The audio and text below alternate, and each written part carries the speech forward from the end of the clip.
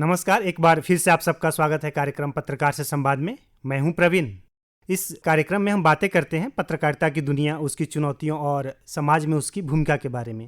हम रोज radio, mobile app पर खबरें सुनते हैं, अखबार और न्यूज़ पोर्टल पर खबरें पढ़ते भी हैं, टीवी पर न्यूज़ भी देखते हैं, सोशल मीडिया पर भी समाचारों को स्क्रॉल करते रहते हैं। लेकिन खबर को आप तक पहुंचाने के लिए एक पत्रकार को किन हालातों से गुजरना पड़ता है? ग्राउंड जीरो का सच क्या है? खेल जगत की पत्रकारिता किस तरह से अलग होती है? पत्रकारिता में क्या क्या बदलाव आ रहे हैं? तो इसी तरह के मुद्दों पर बातचीत करने के लिए आज हमारे साथ स्टूडियो मौजूद हैं एक बेहद ही खास मेहमान, जाने माने वरिष्ठ पत्रकार राजेंद्र कत्यायन जी। स्वागत है आपका। धन्यवाद जी। श्रोताओं, आपको बताते चलें कि राजेंद्र जी करीब 35 वर्षों से पत्रकारिता के क्षेत्र में सक्रिय हैं। जी राजेंद्र जी, तो सबसे पहले यही जानना चाहेंगे कि पत्रकारिता की इस दुनिया में आना कैसे हुआ? शुरुआत में हमको खेल से शौक था, तो उस समय पत्रकारिता उठ भी रही थी, तो मैंने खेल पत्रकारिता को चुना और उस समय मेरा राष्ट्रीय सहारा अखबार भी खुल रहा था जी। तो उसी से शुरुआत कर दी और बस वहीं से पत्रकारिता मेरी शुरू हो गई। और खेल पत्रकारिता में मैं ऐसे समय में प्रवेश किया जिस समय खेल पत्रकारिता कायदे से कहें तो उठ रही थी। जी। उससे पहले खेल पत्रकारिता थी तो, लेकिन उतनी नहीं थी जितनी हमारे समय में पैदा हुई, और हमारे अखबार का इसमें बहुत योगदान रहा। खास करके हमारा पहला अखबार हिंदी का था जिसने पूरे पेज पर खेल का कवरेज दिया और उसके लिए रिपोर्टर्स की टीम लगाई। अन्यथा अन्य अखबारों में पत्रकारिता जो हो रही थी उस समय हिंदी में खास करके वो एक आध पत्रकार के हिस्से में थी, लेकिन राष्ट्रीय सहारा ने इस फार्मूले को एकदम चेंज कर दिया। हाँ, अंग्रेजी के अखबारों में ऐसा ज़रूर था कि उसमें 2-3 पृष्ठ दिए जाते थे, लेकिन हिंदी भाषी क्षेत्रों में अंग्रेजी की तो अपनी अहमियत थी। वो उस वर्ग को नहीं पढ़ा पा रहा था या समझा पा रहा था जो कि ग्राउंड जीरो पर था। जैसा कि हमारा पूरी पट्टी ही हिंदी भाषी क्षेत्र है, तो हिंदी भाषी क्षेत्र होने के नाते हमारे यहाँ हिंदी के पाठकों को खेल पर रुचि पैदा हो रही थी। और आप समझ लीजिए 90 के दौर में ही खेलों का एक प्रकार से यहाँ पर जागरण जैसा हुआ, जो बढ़ते बढ़ते आज इसका व्यापक रूप देख रहे हैं। खास करके क्रिकेट को ले लें तो क्रिकेट की दुनिया ने तो एकदम से बदलाव ही कर दिया है। तो इसलिए मैं ये कह सकता हूँ कि हिंदी की पत्रकारिता 90 के दशक से ही पूरी तरह से शुरू हुई। जी, और इस तरह से आपने पत्रकारिता के क्षेत्र में अपना कदम बढ़ाया, लेकिन खेल पत्रकार कैसे बन गए? मैंने बताया ना कि मुझे खेल से रुचि थी जी। और खेल पत्रकार तो खैर मैं एक्सीडेंटली बन गया। इसकी एक दिलचस्प कहानी ये है, मैं पहले दिल्ली में पोस्टेड था। दिल्ली में मैं हस्तक्षेप डेस्क पे काम करता था जो कि जनरल सब्जेक्ट्स पर काम करती थी, और उसका बहुत ज़बरदस्त अप्रोच था। उसके पाठक वर्ग का क्लास ही अलग था। मगर 96 में मैं ट्रांसफ़र होकर लखनऊ आया। लखनऊ में आया तो यहाँ पर अखबार हमारा खेल की पत्रकारिता में तो अपने एक पृष्ठ पर कायम था ही। इसके अलावा जब ये विशेष खेल के उत्सव होते थे, जैसे ओलंपिक हुआ, फीफा वर्ल्ड कप हुआ, एशियन गेम्स हुए, क्रिकेट वर्ल्ड कप हुए, क्रिकेट के इवेंट, बड़े टूर्नामेंट्स हुए, तो उसमें 2-2, 3-3 पेज तक हमारे यहाँ बनने लगते थे, और सामग्री इतनी ज़्यादा इकट्ठा करने के लिए आदमियों की आवश्यकता होती थी। उसी समय यहाँ कुछ अखबार और खुल गए हिंदी के, तो उन अखबारों के खुलने से हमारे यहाँ से कुछ लोग डाइवर्ट हो गए, एक्सपोर्ट हो गए एक प्रकार से कहा जाए, वहाँ चले गए, तो हमारे यहाँ खाली हो गई फील्ड। तो हम जनरल डेस्क पे काम करते थे, तो हमसे वही जो खेल डेस्क पर एक लड़का काम करता था, संपादक जी से कहा कि सर ये खेल पर लिखते भी रहते हैं, इनकी रुचि भी है, इनको जानकारी भी है, इनको खेल डेस्क पे बुला लिया जाए। तो संपादक जी हमसे पूछे कि क्या तुम खेल डेस्क पे काम करोगे, तुमको खेल डेस्क पे कर देते हैं। पहले तो थोड़ा सा हिचका, लेकिन बाद में मैंने कहा चलो ठीक है, फिर मैंने हाँ कर दी। और उसी के बाद से मैं खेल डेस्क में ऐसा रम गया कि पूरी जिम्मेदारी ही खेल डेस्क की मेरे ऊपर आ गई। जी, और इस तरह से आप एक खेल पत्रकार बन गए, और आज विश्व खेल पत्रकार दिवस मनाया जा रहा है। तो ऐसे में हमारे श्रोताओं को यह बताइए कि इस दिन की शुरुआत कब और कैसे हुई, इसका इतिहास क्या है? इस दिन की शुरुआत तो मानी जाती है 1994 से, जिसको इंटरनेशनल स्पोर्ट्स प्रेस एसोसिएशन ने डिक्लेयर किया था विश्व खेल पत्रकार दिवस के रूप में। और इसका जो ऐतिहासिक महत्व है वो ये 2 जुलाई 1924 को ही पेरिस ओलंपिक में के दौरान अंतर्राष्ट्रीय खेल प्रेस संघ की स्थापना हुई थी। जिस दिन उस एसोसिएशन की स्थापना हुई थी उसी दिन को खेल पत्रकार दिवस मान करके 2 जुलाई 94 को इन्होंने घोषित कर दिया। तब से ये ट्रेंड चल गया जी, खेल पत्रकार दिवस मनाने का।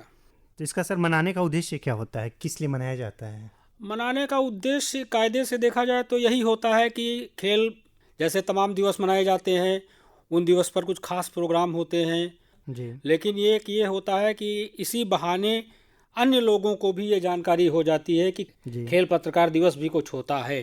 तो किसी को ये बताया जाता है कि खेल पत्रकार दिवस है, इंटरेस्ट थोड़ा जगता है, जानकारी मिलती रहे। यानी पिछले कई दशकों से यह सिलसिला जारी है। तो राजेंद्र जी, बाहर से देखने में लगता है कि खेल पत्रकार की लाइफ कितनी कूल होती होगी, जैसे कि मुफ्त में मैच देखने को मिलता होगा, खिलाड़ियों से मिलने का भी मौका मिलता है जिससे लोग मिलने के लिए लालायित होते हैं। तो पर्दे के पीछे का सच क्या है? देखिए, ये सारी बातें सही हैं, ग्लैमर तो है, आकर्षण भी है, लेकिन खिलाड़ियों से मिलना और लाइव मैच देखना ये 2 अलग अनुभव हैं। जी उसके बाद का जो चुनौती होती है वो पत्रकार की असली चुनौती होती है। उसको कलमबद्ध करना, उसको अखबार में परोसना, उसको दुनिया के सामने लाना, ये सबसे बड़ी चुनौती होती है। और ये तभी संभव है जब उस व्यक्ति ने स्पॉट पर बैठ करके चीज़ों को एनालाइज किया है, चीज़ों को सही से देखा है, तभी वो अपने पेशेगत काम को ईमानदारी से कर पाएगा। तो खेल पत्रकार के लिए ये खाली कह देना कि खिलाड़ियों से मिलने की तो बात जहाँ तक है, वहाँ तो शुरुआत से ही वो खिलाड़ियों से मिलता है, उन खिलाड़ियों से भी मिलता है जिन खिलाड़ियों को उसने ऊपर उठाया होता है। जी जो खिलाड़ी उसकी कलम से अंतर्राष्ट्रीय स्तर तक पहुँचते हैं वो खिलाड़ी भी उसके सामने आते हैं और वो उसको नमस्कार करते हैं उस समय, क्योंकि उसका कहीं ना कहीं योगदान है उसमें। जी, इसके जरिए कहीं ना कहीं खिलाड़ी आभार प्रकट करते हैं पत्रकारों के प्रति। तो क्या आपको कोई ऐसी अपनी खबर याद है जो आपको पत्रकारिता के क्षेत्र में एस्टैब्लिश किया, या आपकी किसी खबर की वजह से किसी खिलाड़ी को प्रोत्साहन मिला हो, आगे बढ़ने का मौका मिला हो? ऐसे तमाम हैं खिलाड़ी जिनको हम लोगों ने अंतर्राष्ट्रीय स्तर तक लाने में काफ़ी मदद की। हॉकी के खिलाड़ी अंतर्राष्ट्रीय स्तर के भी हो जाते हैं तो उनके अंदर वो भावना नहीं आती है जो क्रिकेट में एक आईपीएल रणजी खेलने वाले खिलाड़ी के अंदर आ जाती है। तो हॉकी के खिलाड़ियों की तो पूरी की पूरी टीम बना दी समझिए हम लोगों ने। लेकिन क्रिकेट में भी जैसे रैना थे, आरपी सिंह थे, ये सब स्पोर्ट्स कॉलेज की देन है लखनऊ के।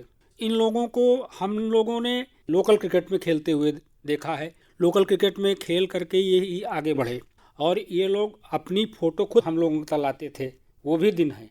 अब हम लोग जैसे कभी रैना से यहाँ मुलाकात हुई तो सुरेश रैना, हाँ सुरेश रैना से इकाना में ही, अब पीछे पीछे हुजूम चल रहा है उनके। अब वो आए हम ही लोगों से मिलने थे, लेकिन उनको देख करके इधर उधर दाएं बाएं सब तरफ से आदमी चले आ रहे हैं। इवन ये आपके जो स्टाफ लगा होता है वो भी चाहता है कि ये फ़ोटो हमारी हो जाए इनके साथ। इस चक्कर में वो बेचारे दूर से ही नमस्कार करके चले जाते हैं। लेकिन हॉकी के साथ ऐसा नहीं, अन्य खेलों के साथ ऐसा नहीं है। उनके खिलाड़ी उसी तरह से मिलते हैं जिस तरह से पहले मिलते, और वो लोग तो बाकायदा पहचानते हैं, बाकायदा बातचीत करते हैं और उनके पास टाइम की कोई कमी नहीं रहती। खेल सिर्फ जीत हार नहीं बल्कि भावनाओं का समंदर भी कहा जाता है। उसे सही तरीके से पेश करना वाकई बड़ी जिम्मेदारी का काम है। तो आज के इस डिजिटल और सोशल मीडिया के दौर में खेल पत्रकारिता कितनी बदली है? खेल पत्रकारिता बहुत बदल गई। खेल पत्रकारों के सामने वास्तव में बहुत बड़ी चुनौतियां आ गई हैं। अब हम आपको, एक तो इन्फॉर्मेशन का दौर इतना तेज है कि एक सूचना आप पढ़ भी नहीं पाते हैं कि दूसरी आ जाती है। इतनी ज़बरदस्त ओवरटेकिंग चल रही है, जैसे सड़क पर आप भीड़ देखते हैं, एक के पीछे एक गाड़ी निकलती सरासर चली जाती है, उसी तरह से सूचनाएं भी आप पढ़ करके उसको अंदर तक ले भी नहीं जा पाते कि दूसरी सूचना आ जाती है। 90 मिनट के गेम चल रहे हैं फीफा वर्ल्ड कप में, तो लोग 90 मिनट भी नहीं देखना चाहते हैं, हाईलाइट देखना चाहते हैं। ऐसे दौर में आप सोचिए कि आप कोई चीज़ लिख करके पढ़ा रहे हैं किसी को, तो पढ़ाना तो एक बहुत बड़ी बात है जी। पढ़ाने के लिए तो आप पहले उसके सामने पहुंचिए। अखबार 50+ वाले ही अखबार के अभी जो रोज़ सुबह एक बार उनकी आदत बनी हुई है तो खोल करके देखते हैं। तो ऐसे में ये संकट बहुत तगड़ा आ गया है कि सूचनाओं को पढ़ाना, अखबार को पढ़ाना, आप अपने लिखे हुई चीज़ को किसी को पढ़ा पाएँ, ये बहुत बड़ी चुनौती है आज की तारीख में। तो संकट तो सर बड़ा है, लेकिन इसके लिए क्या कुछ खास किया जा रहा है पत्रकारों के द्वारा कि एक सटीक इन्फॉर्मेशन लोगों तक पहुंच पाए? अब देखिए इसमें क्या है, अब हम लोग अखबार में लिखते हैं, फिर अखबार की कटिंग बनाते हैं, उस कटिंग को व्हाट्सएप सोशल मीडिया प्लेटफॉर्म पर डालते हैं, तब लोगों को पता चलता है कि इन्होंने लिखा है ये। एक तो ये माध्यम हुआ, तो इस पर भी अखबार टुकड़े टुकड़े में आता है, पूरा का पूरा अखबार नहीं आता। तो चुनौतियाँ तो इसी तरह की हैं। अब उनमें अपने को जो ढाल ले जाए, तो इस पर आर्टिफिशियल इंटेलिजेंस यानी कृत्रिम मेधा का क्या प्रभाव देखते हैं? ये और काहिल बनाए दे रही पत्रकारों को। जो काम आप खुद से जा कर के करते थे पहले, लेकिन जब आप जाते हैं, वो कहते हैं ना, करत करत अभ्यास जड़ मत होत सुजान। तो अभ्यास करने से अच्छे अच्छे लोग तैयार हो जाते हैं। लेकिन जब आप अभ्यास की आदत ही आपकी नहीं रहेगी, आप लिखने पढ़ने का काम ही नहीं करेंगे, तब तो आपके सामने संकट आ ही जाएगा। एआई जिसे कह रहे हैं, आर्टिफिशियल इंटेलिजेंस, ये क्या है? जिसको नहीं आता वो भी उसमें डाला, खट खट खट खट खट सामने प्रकट हो गया और उसने उसी को उठा के छाप दिया। ये शॉर्टकट है। कहीं ना कहीं ग्राउंड जीरो पर जाना होगा। तो और क्या कुछ खास करना होता है अगर खेल जगत की पत्रकारिता करनी हो तो? अब जैसे टर्मिनोलॉजी खेल की बहुत ज़रूरी होती है। आपको ये जानकारी होनी चाहिए कि इसमें क्या होता है, इसमें ड्रिबलिंग किसे कहते हैं, उसमें कैचिंग किसे कहते हैं, रन आउट कैसे होता है, ये सब चीज़ें भी आपको आनी चाहिए। तो ऐसा नहीं है कि आप गए वहाँ खाली मैच देख रहे हैं, आउट हो गया, आपने कहा अरे ये तो आउट हो गया, अब आप उसने कहा एलबीडब्ल्यू हुआ, पकबाधा हुआ, अब आप पकबाधा सोच रहे हैं क्या है, ये कौन सी बाधा आ गई। तो ये सब जानकारी आपको रखनी पड़ेगी, आपको समय समय पर पढ़ते रहना है। तो पत्रकारिता की सर बात करें तो कहीं ना कहीं एक अच्छी भाषा की जरूरत पड़ती है, तो उसके लिए क्या कुछ खास करना चाहिए? भाषा शैली तो बहुत ज़रूरी है। शब्दों का ही सारा खेल है। जिसके पास शब्द हैं वही अच्छा लिख सकता है, और जो अच्छा लिख सकता है उसी को लोग पढ़ सकते हैं। शैली अच्छी है, उत्तम क्वालिटी की है, तो आपको निश्चित रूप से लोग पढ़ेंगे। तो क्या करना चाहिए कि भाषा बेहतर हो? इसके लिए आपको प्रैक्टिस करनी पड़ेगी, आपको अच्छे अच्छे लेख देखने पड़ेंगे, आपको अच्छे लेखों की संगत करनी पड़ेगी। आपको लेखन में आप एक दो बार गलती करेंगे, लेकिन तीसरी बार आपको ये खुद पता चल जाएगा कि आपने क्या लिखा है। आप जब अच्छा लिख कर के उसको पढ़ेंगे दो बार, तो आपको खुद पता चल जाएगा कि इसमें कमी रह गई कि नहीं रह गई। लेकिन आज संकट क्या है, आज आदमी खुद लिखता है, खुद ही नहीं पढ़ता जी। जब खुद नहीं पढ़ेंगे आप, तो आप उसकी कमजोरियों को कैसे पकड़ पाएंगे। आपको पढ़ना पड़ेगा, उसको एक दो बार, उसमें कोई त्रुटि है, कोई कमी है, उसको दूर करिए, उसके बाद उसको प्रेजेंट करिए। अच्छा लेखक देखिए यही है। ये ज़रूर है कि आप कम से कम बाईलाइन जो लें उसकी क्राफ्टिंग ज़रूर देख लें, उसको अच्छे से अच्छा तैयार कर लें।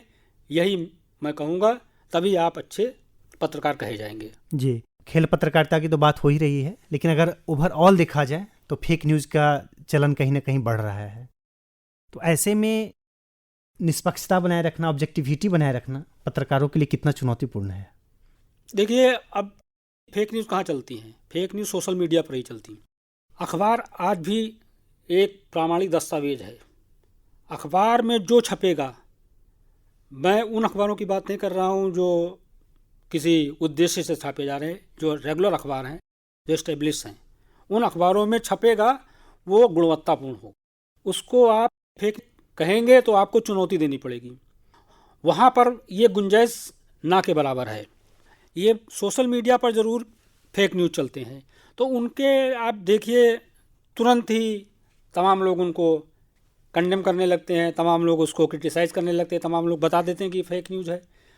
फेक न्यूज़ का मतलब वही कि जैसे पानी का बुलबुला होता, उठा फूला खट से फूट गया, वही फेक न्यूज़ का है। फेक न्यूज़ को आप थोड़ी देर के लिए बस सनसनीखेज बनाएंगे। जी, यानी कहीं ना कहीं सोशल मीडिया पर आ रही खबरों को क्रॉस चेक करने की ज़रूरत है। क्रॉस चेक तो स्वतः हो जा रही हैं। अब तो आप देखिए कमेंट बॉक्स में चले जाइए उसके, जी, वहाँ पर आपको 10 आदमी बता देंगे कि ये फर्जी न्यूज़ है, एआई है जनरेटेड, कैसे है। आपकी पत्रकारिता से कई लोगों को फ़ायदा हुआ, कई सारे प्रतिभावान खिलाड़ी आगे आए, लेकिन इससे आपके जीवन में क्या बदलाव आया? मेरे जीवन में मैं यही कह सकता हूँ कि मुझे जो संतुष्टि मिलती है, जब किसी को, जैसे नहीं, एक वृक्ष लगाइए आप, पेड़, उसमें जब फल आते हैं तो उन फलों को खाने के लिए तमाम लोग, जीव जंतु सब उसमें, आदमी सब शामिल होते हैं। तो उस तरह से जब आप देखते हैं कि ये ऊपर नाम कर रहा है अपना, तो आपको आनंद मिलता है। कहीं ना कहीं से आपको ये लगता है कि देख, इस इमारत को बनाने में हमारा भी तनिक योगदान रहा है। तो वही जो संतुष्टि होती है वही हमको भी होती है, और किसी से क्या संतुष्टि होगी। जी बिल्कुल, किसी न किसी तरह से डायरेक्टली इनडायरेक्टली कहीं ना कहीं योगदान होता है आप जैसे पत्रकारों का, जिससे आगे बढ़ कर के हमारे नए नए खिलाड़ी उभर रहे हैं। तो राजेंद्र जी, चलते चलते उन युवाओं को क्या संदेश देना चाहेंगे जो स्पोर्ट्स जर्नलिज्म की तरफ रुझान रखते हैं? देखिए, जो रुझान रखते हैं उनको मैं यही कहूँगा कि वो लोग आएँ, इस फील्ड में ज़रूर आएँ। और खेल है तो खेल से जुड़े पत्रकार भी होंगे, लेकिन उन लोगों को संयम से, धैर्य से, ईमानदारी से काम करने की ज़रूरत है, ताकि खिलाड़ी का और खेल का भला हो। जी बिल्कुल, बहुत बहुत धन्यवाद राजेंद्र जी, आज हमारे साथ जुड़ने के लिए और खेल पत्रकारिता के इन अनछुए पहलुओं को साझा करने के लिए धन्यवाद। तो श्रोताओं, अगली बार जब आप सुबह चाय की चुस्की के साथ खेल का पन्ना पढ़ें या टीवी रेडियो पर कमेंट्री सुने, तो उन पत्रकारों की मेहनत को भी याद कीजिएगा जो खेल को जीवंत हम तक पहुंचाते हैं। खेल के रोमांच, जज्बे और खिलाड़ी के पसीने की कहानी को शब्दों में पिरोकर हम तक पहुंचाने वाले सभी खेल पत्रकारों को विश्व खेल पत्रकार दिवस की ढेरों शुभकामनाएं। आज के इस अंक में इतना ही। नमस्कार।